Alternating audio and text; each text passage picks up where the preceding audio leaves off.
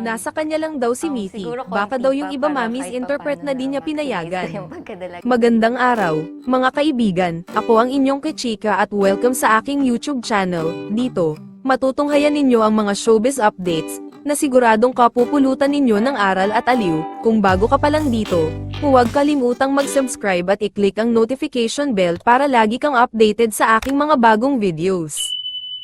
Isiniwalat ni Trina Kendoza na hindi siya kinausap ni Carlo Aquino upang hingin ang pahintulot para makadalo ang kanilang anak na si Mithi sa kasal nito kay aktres Charlie Dizon. Sinabi ito ni Kendoza bilang tugon sa tanong ng showbiz reporter na si Ogie Diaz. Kinausap ni Diaz si Kendoza upang tanungin ang usapan ng mga netizens kung bakit hindi bahagi ng entourage ng aktor si Mithi. Sabi ni Trina, nasa kanya lang daw si Mithi. Baka daw yung iba ma-misinterpret na di niya pinayagan, ani Diaz. Habang tila binabasa ang isang mensahe, nagpatuloy si Diaz, Carlo didn't ask if pwedeng umattend si Mithi. Dagdag pa ni Diaz, pero kay Trina, kung nagpaalam lang si Carlo, bakit naman daw hindi? Hindi raw nag-reach out sa kanya.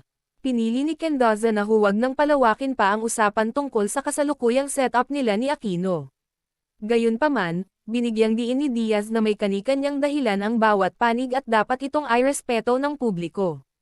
Naging magkasintahan sina Aquino at Kendoza noong Enero taong 2019 at sinalubong nila si Mithi noong Setyembre taong 2020. Naghiwalay ang dalawa noong Disyembre taong 2021. Noong unang bahagi ng 2023, inangkin ni Aquino na pinipigilan siyang makita ang kanilang anak. Itinanggi ito ni Kendoza at sinabing banibisita ng aktor si Mithi at tinutupad ang kanyang tungkulin bilang ama, bagaman umano'y, bare minimum, lamang ang ibinibigay nito. Noong Setyembre ng parehong taon, iniulat na nagsampa ng legal na aksyon ang aktor upang makuha ang visitation rights para kay Mithi. Hindi agad nagkomento si Kendoza sa isyong ito noong panahong iyon. Samantala, ikinasal sina Aquino at Dizon sa Silang, Cavite, noong ika-9 ng Hunyo.